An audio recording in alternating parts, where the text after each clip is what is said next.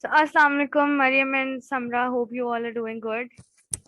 Sorry about my hand. Right. Walaikum Malik. Assalam. Well, um, what's up? How's life these days? Alhamdulillah. तुम कैसी हो? Alhamdulillah, I'm good too, except for my hand. Because Don't worry, get this. Get well soon. thank you so much. Well, so let's get started with our podcast today. And Samra, I'll hand it over to you after the introduction. So, to whoever will be watching this podcast, for those, we are the fellows of Circle 8, Amal Batch 232, and we are here to work on our mega project. Samra, over to you. Okay, Assalamu alaikum everyone. This is Samra Hussain and I am from Sabis, Karachi, and I am doing this Amal Fellowship as my batch 232. So today the topic we are going to discuss is education for transgenders. Few months back, I met a transgender named as Nisha Rao, who is a successful advocate right now and who's pursuing her LLM from University of Karachi.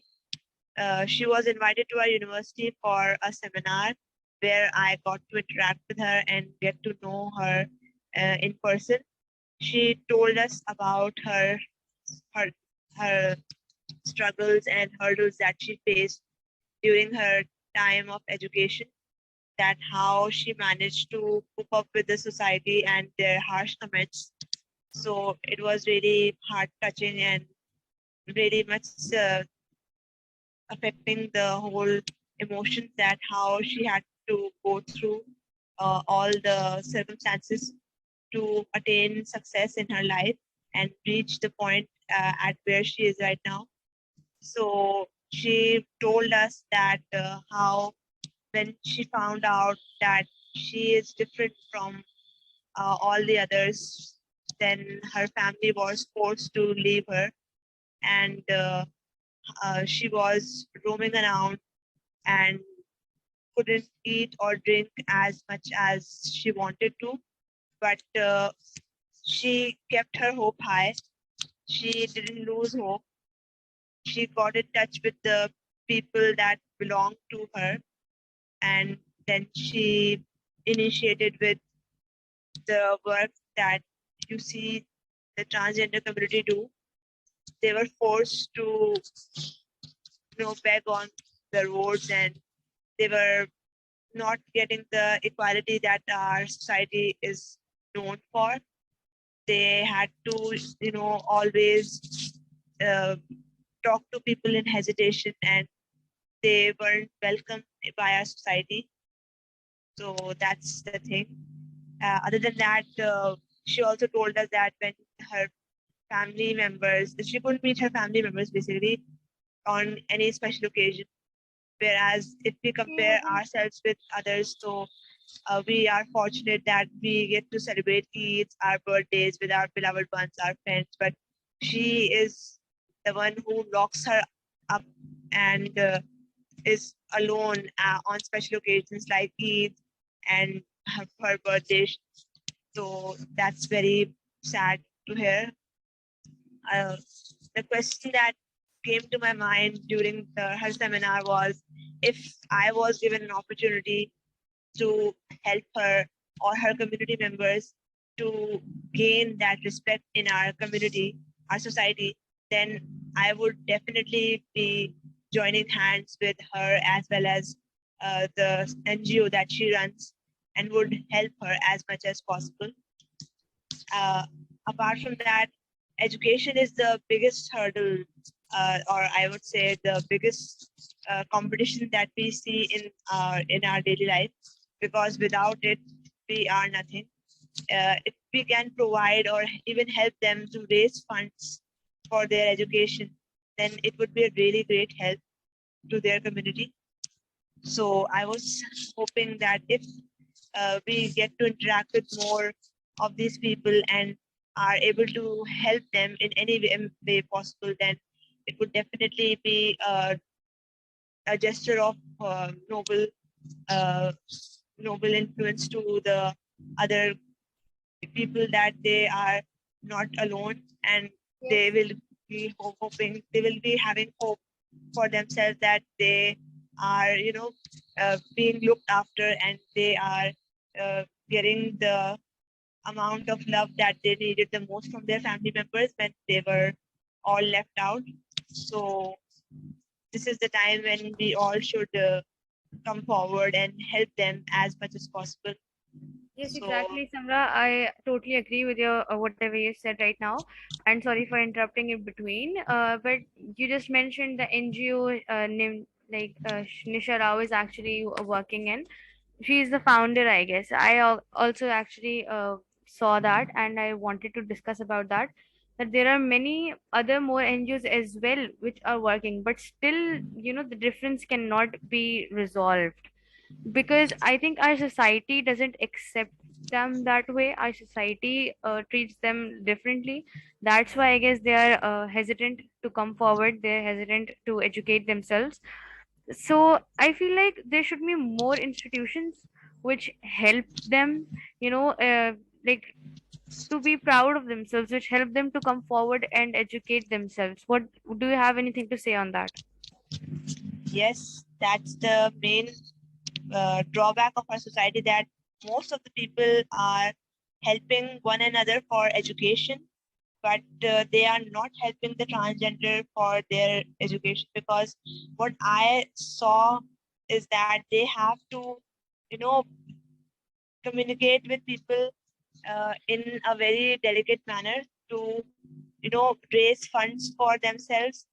So that's the main agenda of their whole NGO, that uh, they are helping their own community members by asking for funds through, by different channels, to different people, by reaching out to them. So that's the difficult part. If we students can, join hands and be able to become a bridge between their education and themselves, so I think that it can be a great difference, creating a great difference for this whole generation. So I think that's how it goes. Yes, I agree with you on that. We are on the same page. Also, like when we started working on this project, so we all know what kind of problems we face. Like we face rejections from many places, like 3 to 4 places, which did not were not ready to help us in our mission. Though we literally tried to reach them out in various ways. We made different posters through emails, text messages, but they were not listening. So that was also a drawback. And I feel like when we face these challenges, so they themselves might also face challenges. Yes, indeed. Well, the main problem of our society is that they do not take uh, people with a new initiative seriously, because our initiative is different from others' initiative, basically. So I guess people were not able to grab that concept, that we are coming forward with a new agenda to support a community that is not being recognized nowadays. Although they exist in our society, but they do not have Yes. that much Recognition, space yeah. for themselves. Yeah. Yes, and even one of our members, Vakas, he also talked to a few of them, and the stories he shared with us, like I got to hear them, and they were so heart wrenching. For example, as he told that a 9-year-old guy just did, like 9-year old, like he's so small, but he just you know suicided, did suicide because of the bullying and everything. Like this is so heart wrenching how such a little kid can take such a huge step. That's literally something beyond one can even imagine. And also besides that, I also got to talk to few people, and they were not comfortable in sharing their own stories publicly. They were not comfortable in taking pictures or videos because they didn't feel like it. So obviously I didn't force them, but it was actually good talking to them because I got to know them a little bit. They told me how they dropped out from studies and how they are like, they feel like they're being discriminated and all that stuff. And I all I can do was like, feel bad for them and just think of making this initiative work, which we are trying to do.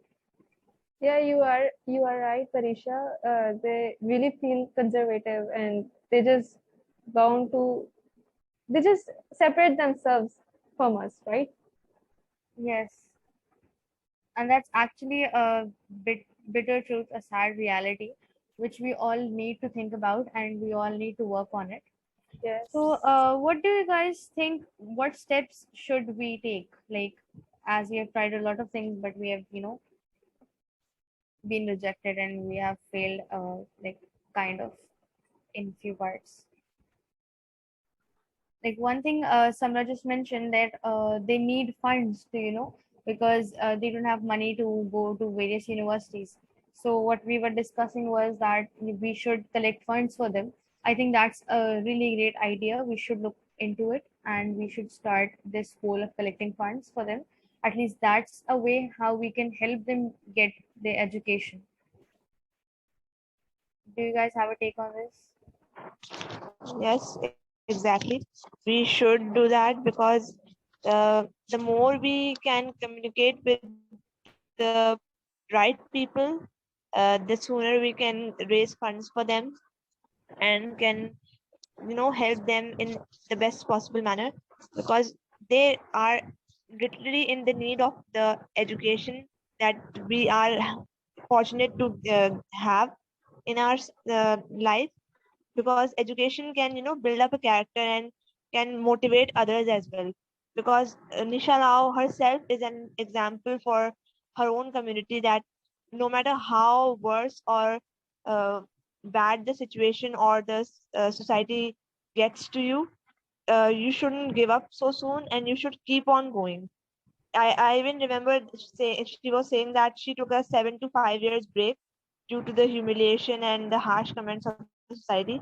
So that was really depressing for me, because I remember that when I was in the phase of my life where I had the 6 months gap in my education, then I was really devastated. I can really relate to that because she had a 7 to 5 years gap. So it was really the it totally was making me feel little down about her and her other beloved friends and all members. So I was hoping that if I am helping them, so I should give all my best and should contribute with my full potential. So Yes, that's how my intake. that's a really great way of thinking, Samra.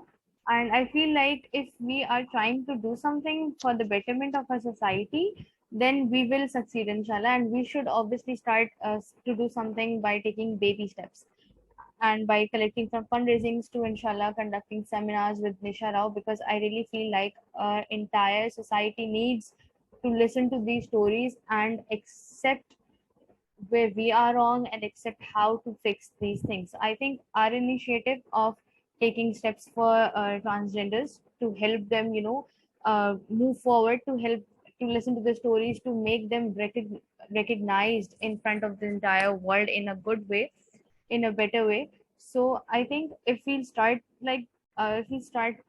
practicing, and we'll inshallah see a very positive and a good outcome. I feel like we should end this podcast right now.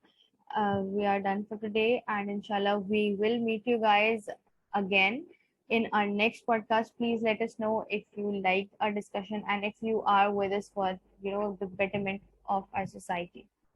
Thank you so much.